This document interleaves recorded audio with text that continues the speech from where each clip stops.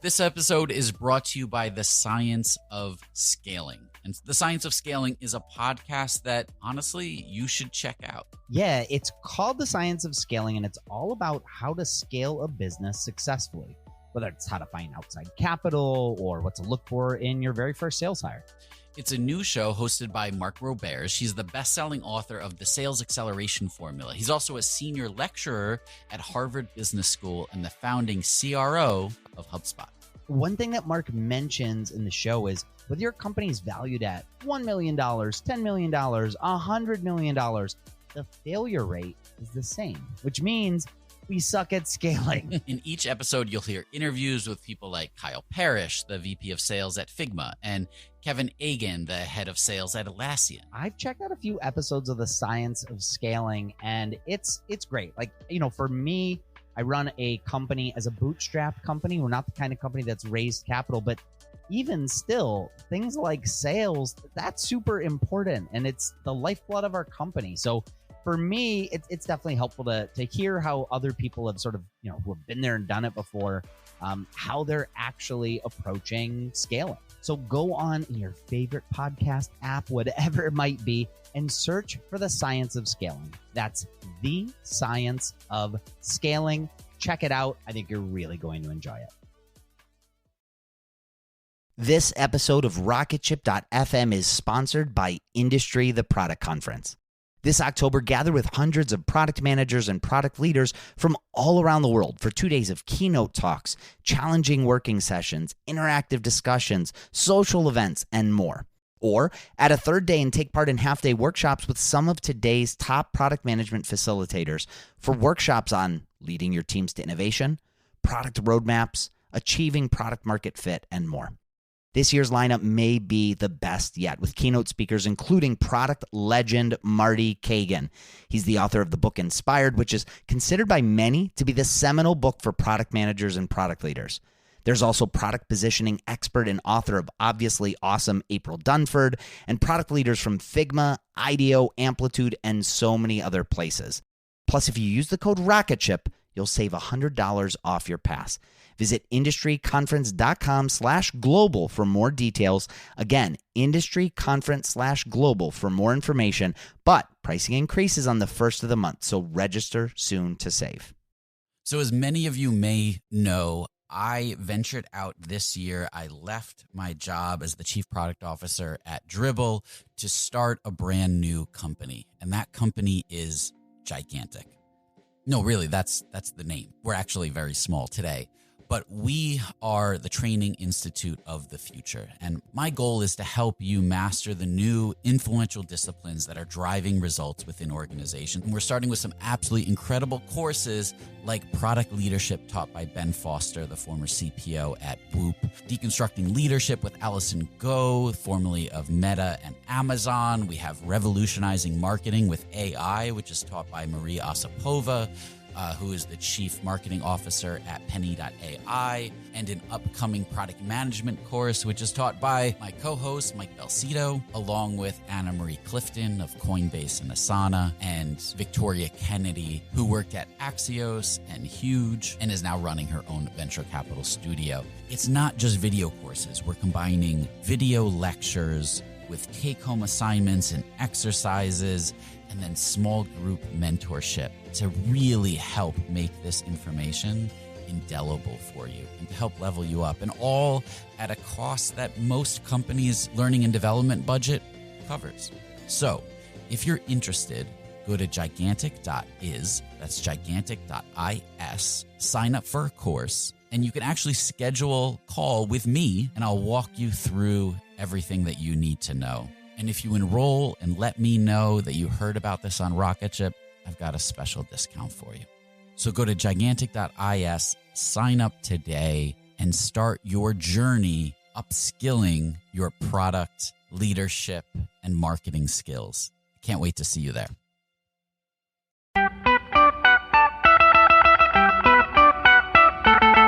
Welcome to the Rocketship podcast. I'm Michael Sacca. I'm Joelle Steiniger. And I'm Matt Goldman. And we're having 20-minute talks with entrepreneurs teaching you how to launch your product into revenue. Check out our book at howtobuildarocketship.com to reserve your launch discount and to download a free chapter. Today we talked with Danielle Morrill, co-founder and CEO of Mattermark. Danielle talks all about her past, from her early days at Twilio to realizing she was running a zombie startup to now running Mattermark and experiencing more validation than ever before. You'll learn about when the right time is to raise money for your company and which metrics you should be monitoring to know if or when the time is right. Welcome to the Rocketship podcast. We're here with Danielle Morrill, the founder of Mattermark. Danielle, welcome. Thank you. Great to be here.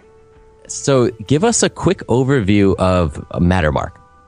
Sure. So Mattermark is tools for investors, corporate development folks, and business development people who are looking to understand which startups are growing the fastest based on publicly available signals of growth that they could do business with, acquire, invest in. So give them deal intelligence to help them spend their time on the highest value targets. Very cool. So you have quite a fascinating story, kind of how you've landed now at Mattermark. Why don't you tell us a little bit about where you got started and how you got on this path? Sure. So I guess for me, I didn't go to college. And so my story really starts working for my family's business, which is in financial advising. So advising high net worth individuals on where to put their money, and then also advising corporations who were running 401k plans about how to allocate those assets so that they would grow that wealth for the people inside those plans. And when you're in high school, you don't really know what any of that means. So my life really began managing spreadsheets for my dad and trying to automate those processes because he's a incredible relationship builder, but he didn't really love doing things on the computer. And I was, too nerdy to really go on sales calls with him, but I could certainly automate spreadsheet macros. And that was kind of the beginning of how I learned to code, and also just realizing that you didn't have to work for a big company. You could work for yourself. That's really cool. Yeah. And you were the first hire at Twilio, right? Yeah, that was back in early 2009. Wow. What was that like? Well, if you can think back to 2009, the stock market had crashed in the previous fall. And so I moved to San Francisco pretty shortly after joining the company into Soma. And I think it's hard to imagine now just how depressed the economy was, but really like office space was a quarter of the price that it is now. And, we worked out of Pier 38, which a lot of cool startups came out of. It's now condemned. It's not safe, but we worked out of coffee shops. It was this very early stage. When I joined, they actually hadn't raised funding as far as I knew. And then the first task I had once I joined was to help with the PR around announcing our seed round. So it gives you some sense of just how early the company was at that point. No way. Yeah. And how fast they've grown. Yeah, it's really amazing. So, and then you did go through Y Combinator, right? With Referrally. Yeah, so I was at Twilio for 3.5 years. And then after I got back from launching the company's European offices, I went through Y Combinator with Referrally, which had been a side project of mine for a while I was doing other things, something to keep me fresh with coding. So you graduated Y Combinator with Referrally, and I know you worked on that for a period of time. You wrote a while back about zombie companies and why you decided to shut Referrally down. Mm-hmm. For people who might not know that term and your philosophy on it, why don't you fill us in? Yeah, so obviously when you work in startups, you hang out with lots of other founders. And one thing that comes up a lot is you've got these friends you're talking to and you kind of know it's not working out, but no one wants to admit that they're dead. So they're kind of walking around dead, but they don't know yet. And it's kind of sixth sense-ish. And I just think it's very sad. These people are young and they're smart and they have a lot of skills, and it's kind of like they're wasting that time away. So I really didn't want to do that with my startup. So when it became clear to me that things weren't working, we just decided to pull the plug. And I think that was in the face of a lot of metrics that we could kind of rationalize that made us look like we were doing well. But when in reality, if you dug deep into the business and took a step back, you could see it was really not going to work. So what were some of those metrics? Yeah, so we had metrics around how much we were able to get people to view and click on our content. Since the business model was around affiliate revenue, you could tie that pretty directly to us making more money. But one of the things we didn't look at was where that was coming from. So it turned out most of the content that was generating clicks and revenue was content we were producing versus content our customers were producing. And the entire model was about having people generate content that would generate revenue. And we were really the ones cranking the monkey wheel and generating most of that. So it's easy to not go down deep enough into the data to really understand, why some number is going up and to the right. So you can convince yourself. It's kind of the same thing as if you're doing paid advertising. You can convince yourself that traffic is, if you don't look closely, you don't know where it's coming from. It's one of those kind of things where after you look at it, you're like, wait, how did we ever not look at this? But there's always something else to be paying attention to in a startup. So it's easy to just not look at things that don't, grab your attention. And startup people are hopelessly optimistic. So we're not particularly focused on the things that aren't working. Yeah, that's definitely true. So in terms of those metrics, because I know you've advised some other companies, are there even just like a revenue growth metric that if you're not growing a certain percent month over month, like you can identify, okay, this is time to cut the cord?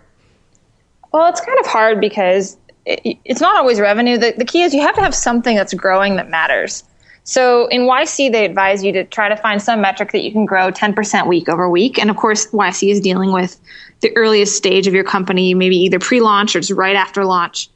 But longer term, for us, we want to see revenue growth that's like 10 or 20 or 30% month over month. And the reason is it's not that it's not okay to grow slower. It's totally fine to grow slower. But when you're venture backed, you probably are running at a loss. So you're going to run out of a runway at some point if you don't grow quickly.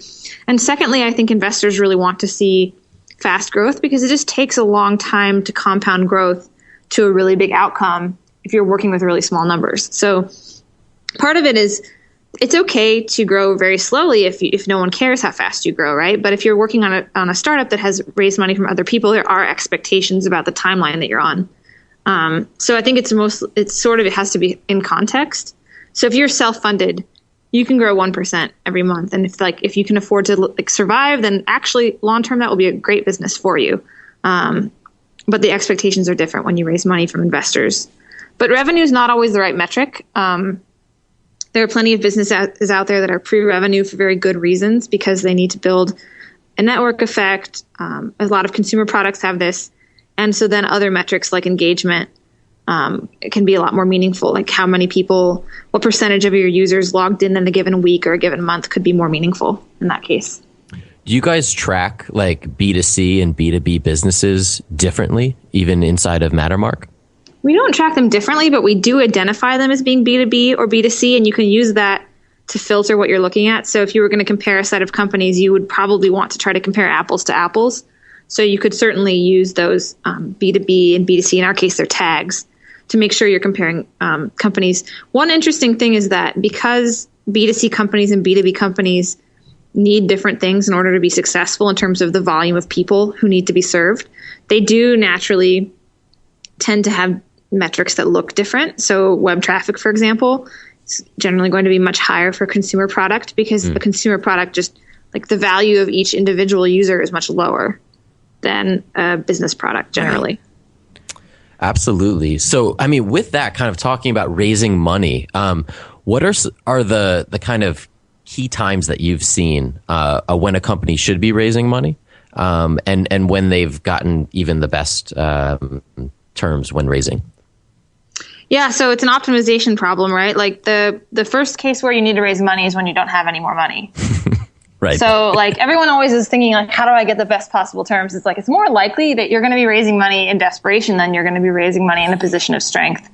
And I always try to tell people that because I think people are always like, how do I get, I don't want a $6 million valuation. I want a $10 million valuation. And I'm thinking, you're lucky you have any valuation.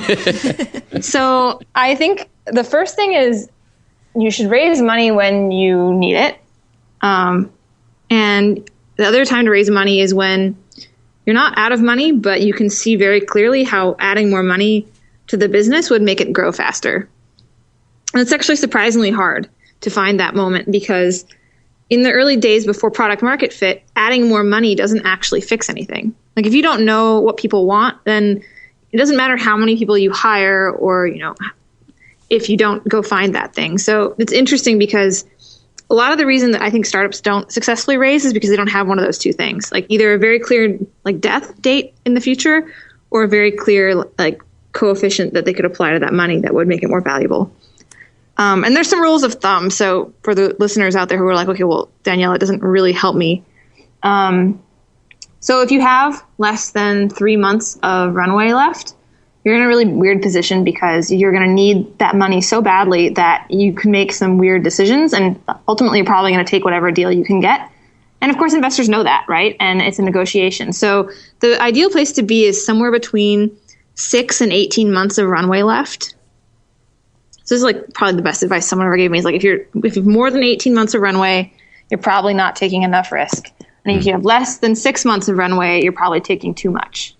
So that's why startups raise money every year to year and a half, because you want to plan. So you want to plan your hiring, you want to plan your product development, you want to hire more engineers, and you want to spend money marketing that product. So you need to kind of think about, how much money you're going to spend. So for Series A, generally I think people have to either have, $1 million to $2 million of annual run rate, or they need to have 1 million or more users if it's a consumer product with that revenue.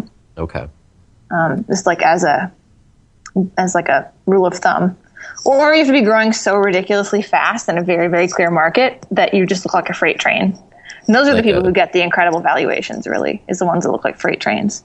Like in the B2B side, would it be like Slack? Yeah, so Slack's Series C that they just raised is a great example of an absolute freight train company. Relate IQ, disclosure, I'm an investor in them, I think is another one where it's like you have a very clear competitor, right? So they're right up against Salesforce. Mm-hmm. So that makes the value very clear. If you win customers, you know how much they're worth. Whereas if a space is new and undefined, then it can be a little bit harder, even if you have a lot of growth. So that's when it's really great to have the revenue. Because then you can say, yeah, even though you don't understand what this means yet, there's real money here. So if you're looking to raise, what kind of metrics should you be looking at that aren't the vanity metrics that typically are pitched? Yeah. I mean, I would actually say look at those too. Okay. So the key about metrics is that they all are connected to each other. So, hopefully it's a pipeline. It's like, okay, we get more people to come to our website, and then some of those people stay and they sign up. And then of the people who sign up, some of them stay and they're active. And of the people who are active, some of them stay and they pay us. And of the people who pay us, some of them stay and keep paying us. So really, if you think about it, like the ones at the beginning, the web traffic one, it sounds like a vanity metric, but it's actually extremely important if you're going to have the rest of the pipeline. Sure. So it's more like, how do you craft a story about the life cycle of this person coming in? He's, Joe Nobody finds your site through a friend or maybe just like through search, and they come to your site and you're trying to tell this story of what happens to that person. I think if you're in B2B, very low churn is very important. It's really hard because you don't have a lot of time usually. Maybe you've been operating for a year. So, churn numbers are a little difficult because people don't necessarily churn that fast. Get it. Yeah. Right. But if you have high churn in such a short period of time, that would be a big red flag. Okay. I think you'd want to see a very clear path to selling. So if the product needs to be sold with a human involved, there should be some important discovery and learning that's happened that makes it clear how you sell this product, and also how much it costs to sell it. Okay. So like, do you have to have 5 sales calls that are each an hour long? That's a very expensive sales process. Or do you need to have like one 15-minute enablement call and then everything else is over email? It's a much different process. Right. And that goes to the unit economics question, right? Like, so on one hand, you've got this pipeline of people coming in. And on the other hand, you have the kind of post first revenue part of the business, which is, is it just really this one guy? Or if you go and you sign up on Mattermark, am I going to go get all your friends and all your partners and all your colleagues? And is it a huge upsell opportunity? Like, how much value is locked up in each side of each of these people? And so those are the things that investors are hoping you can explain to them. You're trying to tell them the story about why, of all the places where they could deploy, let's say it's a $5 million Series A, for example, of all the places they could deploy $5 million, why are they going to get the best possible efficiency on that $5 million with you versus some other company? This episode is brought to you by Miro. So when I was at Dribbble, over the 6 years, there was one tool that we would always use when we were doing cross-team collaboration. Whenever the collaboration started to get complex, we would bring in Miro. It made it incredibly easy to align stakeholders across regions and time zones and definitely teams with ease. And we were able to do all of that while being a completely remote team. It also has integrations into Jira, Azure, Rally, a lot of the tools that you're using already for product management and engineering. So you can import tasks from them as native cards, and it helps you see the big picture. It also helps stakeholders to understand what work needs to be done. It was incredibly valuable. And then they even have an estimation app that gives you a clear understanding of the work scope, lets you identify gaps, and then it has the ability for you to set clear expectations for delivery, especially when you're working across functions. So your first 3 Miro boards are free forever when you sign up today. Go to Miro.com/podcast. That's Miro.com/podcast. This episode is supported by the AWS Insiders podcast.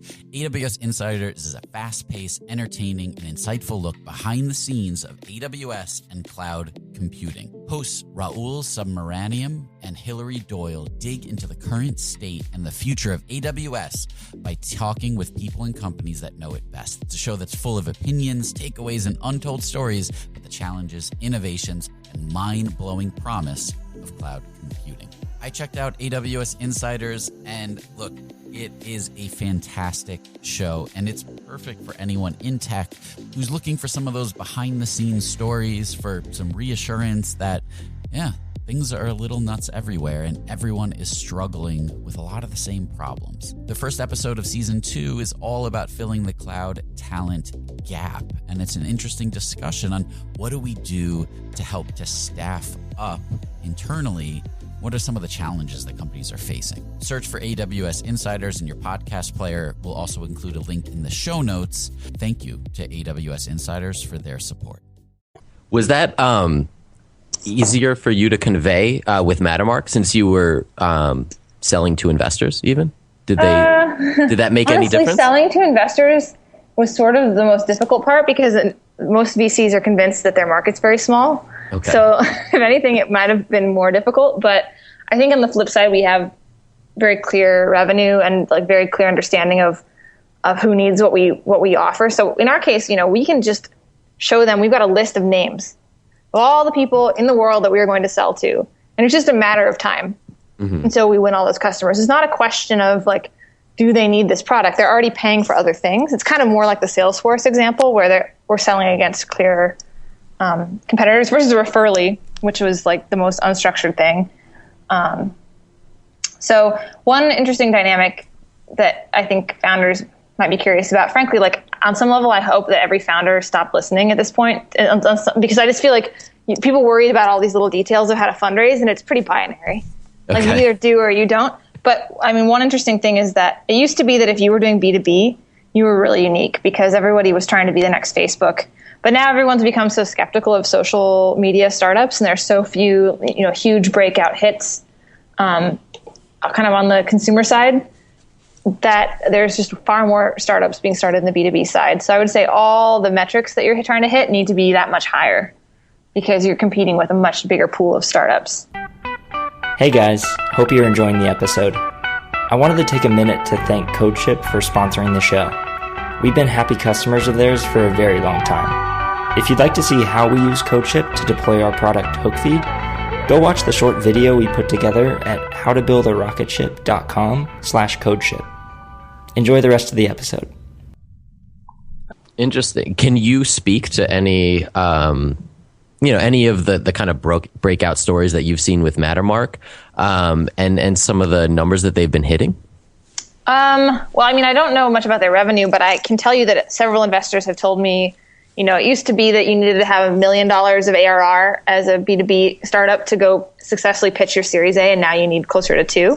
Wow. Okay. So that's come up in different, separate conversations. So I think that's really interesting. And obviously, like, that helps us think about how we're going to raise our next round. What else do I see? I mean, we started following Slack pretty early, and so it's been great to see their traction. And then Mark Andreessen recently tweeted a great slide. I don't know if you guys have this, but basically showing how quickly they had been doubling their active user base. Okay. And so I think that was really cool. And sometimes those things are a little harder to see with B2B companies, you see web traffic, but that doesn't always have the same kind of translation to usage that it does for a consumer product. Right. I think another product that's been fun to watch take off is Secret on the consumer side. That's true, yeah. It's pretty amazing. If you go, like in Mattermark, we've got this feature where you can compare two companies. And there was this other startup called Whisper. It's the exact same idea as Secret. And there's another one called What, actually. So this whole anonymous Twitter basically is not completely unique to Secret. But it's fun because people will say like, oh, only people in Silicon Valley are using Secret. But if you actually go and you look at their stats, that's just obviously not true because there's just so many people accessing the site. So it's fun to be able to take people's common assumptions and then to go look and say that this can't be the case. Like there's more here. There's all these secrets, no pun intended, that are hiding in plain sight with the data that, it's cool to be able to go see that. Yeah. Why do you think that is? I mean, just speculation alone. What makes Secret the winner in that space? Well, I mean, it's honestly early, and I think there could still be a different winner. Okay. But I think the reason they're probably winning right now is they've made it addictive. There's lots of little things about like what I didn't like about Whisper or what, but I can't really say. But I think it's created this mystique that you would expect any anonymous app has. And, it's kind of a classic network effect of friends and then more friends getting added and then being curious and then getting notified about some update. And now I see friends, I see posts from people in other states, and that shows me that other people are using it. And like I'll have friends who I know aren't in tech join, and I think that's cool. And it kind of reminds me of early Twitter, actually. It's just like it starts out as a tech phenomenon, but quickly people are curious. So I don't know. We'll see. It's early days. I think that if I was starting a consumer, product, it still might be really fun to experiment with anonymous messaging. I certainly don't think it's something that, will only exist in one place. Yeah, the I don't know if it was purposeful press, but some of the stories that have leaked off of Secret have been, I assume, amazingly viral and useful for them in terms of getting signups. There have been a couple in particular, like the woman who wasn't picked up when her startup was acquired. That was everywhere for a week. And anyone who hadn't heard of the app but reads tech news definitely knew about it then. And I think people love to be first, right? People love to know about something before the media does. And so I think that's definitely compelling. Yeah. So there was, speaking of some press, there was a really interesting article, No Exit, in Wired last week. And we talked a little bit briefly before the call about it. But I'd love to kind of get your opinion of that story and to see if that kind of is, how true does that ring with you? Oh, I loved it. I wish that had been the script for the HBO Silicon Valley show. Oh, yeah. Because that was much more like what it's actually like. And I actually feel like some of the examples, I felt like, were they following me around? Because some of those things have definitely happened to us. Yeah. My co-founder is actually sitting across the room from me right now. And when we were trying to figure out what to do after Referrally, we had a company retreat already planned. We had a company retreat planned, and we hadn't decided to shut down the company yet. And I just remember sitting outside in the snow until we were pretty much completely numb, just kind of, I don't know, trying to talk about our startups like they were working, but both of us kind of knowing that they weren't really working. And it just kind of, they were talking about, going off to Tahoe and like, I don't know, it felt very much closer to what it's actually like than any of the portrayals of it in like TechCrunch or anywhere else. Like founders aren't particularly glamorous. And then there's like the funny things where you kind of cringe because you're like, yeah, we totally do that. Like they're like sleeping in that warehouse with like 20 people or whatever. Yep. I actually was worried after I read that. I was like, oh man, I think one of my employees might be staying at that place. Like out there, like that's not cool. So I totally checked with him the next day and he confirmed that that's not the case, but I was quite worried. Like no one talks about that stuff because it's not particularly glamorous. It sounds really cool as a story later, but it's pretty miserable when you're doing it. Yeah. Well, what I thought was so interesting about the article is that you get so caught up all the time in these stories of people kind of going down the path of raising funding and trying to make their company work. But when they took that step back and really showed what the bigger picture was like, and the way funding is kind of spread thinly across everyone, hoping for that one winner. I was actually joking with these guys before the call that to me it was like the Matrix.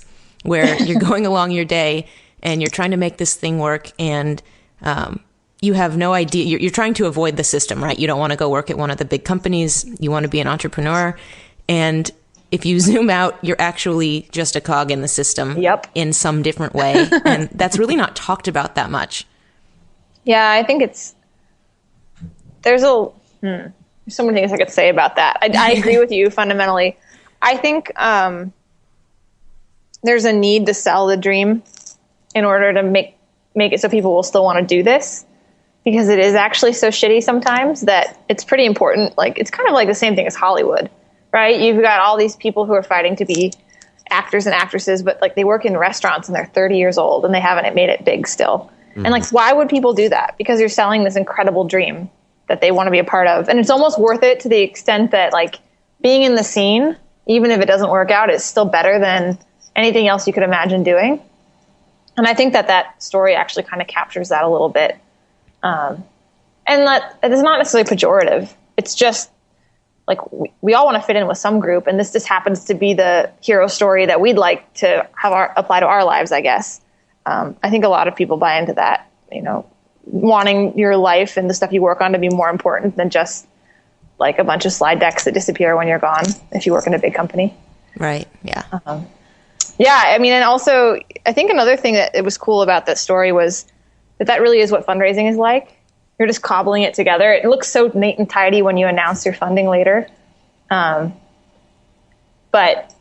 it's very rarely that neat and tidy. And no one publishes the percentages of the round that each party did. So, you can say such and such investor led the round, but like that doesn't necessarily mean that they like organized the whole thing for you while you were busy coding away. You were probably doing the whole thing yourself. Yeah, it's so true. I think it all hit us pretty hard. So I love the way that you put that. It's so true. On a kind of another note, I'm just curious. Your Twitter has been amazing lately. It's such good like advice and information, especially for founders. I'm curious, what has been inspiring you to kind of start these kind of Twitter rants, if they will? Yeah. Okay. So a few things have inspired me. One is I think Aaron Levie has the best Twitter account. He does. He's amazing. And I kind of just want to have a better Twitter account than he does. So on some level, it's very much just like, I want to one up that guy. He's got a lot more followers than me, so I got some work to do. And then actually, so over Christmas, every year I take 2 weeks to go home to see my family in Washington State. And over Christmas, I think I'd had some drinks. About half the time, if I go crazy on Twitter, it's probably after like a little bit of alcohol. I shouldn't say that out loud, huh? So, had a couple glasses of red wine, and I was like sitting there thinking about all the stuff that's broken with like software development for mobile. And I don't know, unleashed probably 50 tweets. And Mark Andreessen started tweeting back with me, and I don't know Mark very well. He's an investor in my company, but that certainly doesn't mean that we're close or anything. And it was kind of like validating that someone else didn't think it was totally annoying that I was just like taking over their Twitter feed, and it happened to be Mark. And then he did the same thing, and that was really cool. And I just I'm too lazy to blog these days. My life's just compartmentalized in very strange ways, and I feel like sometimes something just like hits a nerve, like in a meeting or like helping a founder or something, and I just feel like it's so frustrating that I know that it doesn't scale for me to go and like talk to everyone individually, but then I don't really want to sit down and write because it feels like work. But if I like sit down and tweet a whole bunch, it just feels like fun. So I don't know. It's quite selfish in a way because it's just like thoughts that are rolling around in my head. And I'm always surprised by what people react to. Like I tweeted something about how you should make sure to incorporate in Delaware, which I feel like frankly, it was like such a throwaway tweet. And I couldn't even, after I tweeted it, I was like, that was stupid. I shouldn't have said that. And then like 50 people retweet it and they're like, oh, really? And there's this whole discussion. And it just makes me realize that just because I think something is so obvious to founders doesn't mean it's obvious to everyone. And we don't always talk about the beginner stuff. Like no one wants to act like they don't know what they're doing. So we always talk about all this like advanced stuff, like how to optimize your funding round. Like, who has that problem? No one has that problem. Like, people have real problems, like franchise tax and like payroll tax in California is changing and it's confusing. And like, it's the boring shit that people are so frustrated by when they're working on their startups. Yeah, that's so true. And I found them incredibly refreshing. So thank you. I really enjoy it. Informal. So, I could, it either validated what I was going through at the time, or I was learning from it. So don't stop. Yeah, it was it was inspiring to read at the base level. You feel that way. Yeah, I honestly just think that that's what I want Twitter to be like. Is I wish a lot of the smart people I was following would share more, and maybe like if I do it, then other people will do it. That would be really cool. Yeah, and to see people like Mark Andreessen get involved. And start to, really build a conversation. It wasn't even just you talking. It was a whole conversation that formed around it, which was fascinating that was to amazing.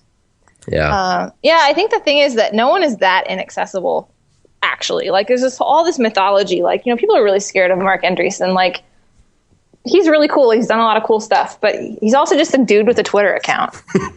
So, like, I think that is what this community can be like, and I think it's one of the best things. So I'm hoping we can like do more with that. Yeah, almost get back to it even.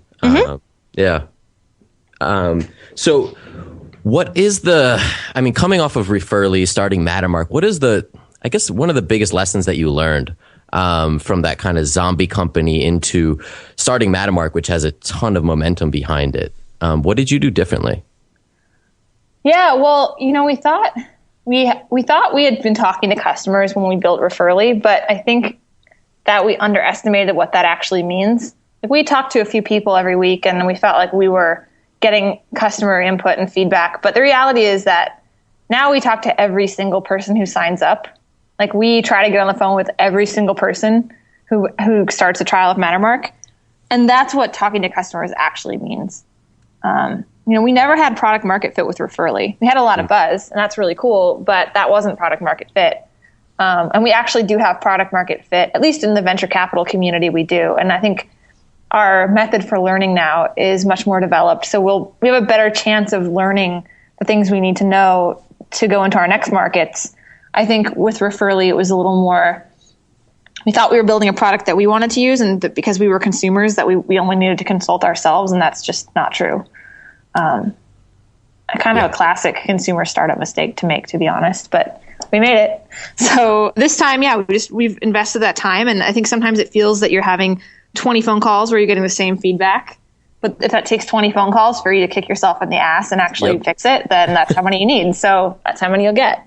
No, that's incredibly true. Yeah. Everything else that I can say about things we did differently is, I think, traction is a very clarifying thing, because you start to realize people are now relying on what you've built to do their jobs. And so I think a lot of the things we're doing now are completely new from anything we'd experienced before. If anything, I think my experience at Twilio is now much more relevant. You have this sense that you have an obligation to not become a zombie, because there are people who need this thing, and they'll be really disappointed if you stop existing. And so I think a lot of things we're doing now are much more about thinking long-term and really building something that can last forever. Yeah, it's really cool. It's a gut feeling at that point. Absolutely agree with that. Yeah. Yeah, there's no metric that you can put there. I can tell you one that you can put there, which is if a customer tells you, like, if you go out of business or you're about to go out of business, to call them and they're going to like finance you. I'm not talking about a VC customer, like any customer. That's probably what, like, we had a couple customers early on who put up a significant chunk of money, not as investment, but as actual revenue, so that we could exist. And I think that was kind of when we realized that we really had something. So I would look for things like moments like that, where someone's like, you cannot go away. Like, if you're going to exist, I need you to exist forever. Like, I would look for those conversations. Wow. Yeah. That's powerful. I love that. And it's so refreshing to hear when you're completely saturated with stories of everyone trying to make an exit. Yeah, I mean, I don't even know why people think about that. Like, who can really think 7 years or 10 years in the future for real? Like, you can't actually do that. Like, maybe in some blurry way, but I think I don't know, the people who think they're going to flip their companies in a year or two are usually they're just gone. It doesn't even work anyway. So it doesn't seem to work. The people who flip their companies usually do it on accident anyway. Well, thank you so much for coming on. This has been incredibly informative. Where can everyone keep up with you, Mattermark, and everything that you're doing?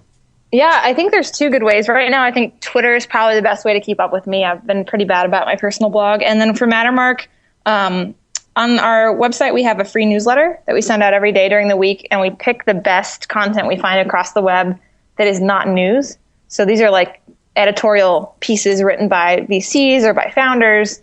So we kind of curate this selection of reading. So if you're a busy person like me and you don't want to accidentally find yourself sinking a couple hours into hacker news in the middle of the day, it's probably the best way to stay connected with Mattermark, and then hopefully we can help you read some really awesome content in the process. Definitely. I subscribe. I would highly recommend it. Thank you. And your Twitter handle, we'll link to it as well. My full name. Yeah, it's just Danielle Morrill. 2 R's, 2 L's. All right. Well, thank you so much. Thanks so much, Danielle. This was great. Thanks. Thank you. Thanks for listening to another episode of the Rocketship podcast. If you haven't yet, pop open iTunes and subscribe to be notified of future episodes. We have some really great ones lined up. And while you're there, leave us a review. We really appreciate each and every one of them.